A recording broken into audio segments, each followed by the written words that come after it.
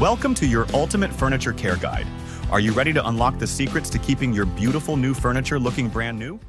Did you know that your stunning furniture is made from solid hardwood? That means it's a natural fiber that reacts to its environment. Just like you, it can shrink and swell with the changing seasons. So, what can you do to keep it in tip-top shape? Let's find out. First up, let's talk about humidity. Keeping the right humidity level is crucial. Aim for a cozy 35 to 45%. Too low? Your furniture might crack. Too high? Well, that's not good either. Want to raise that humidity? Here's how. Run a humidifier. It's like giving your furniture a refreshing drink. Or place pots of water on your stove or oven burner. It's simple and effective. And finally, let's talk about sunlight and heat.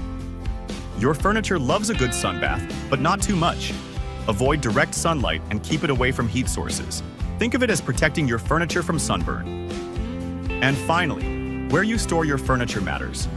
Avoid garages, basements, and attics. These places can be like a roller coaster for your furniture. Too hot, too cold, and too damp. Keep it in a controlled environment to ensure it stays fabulous.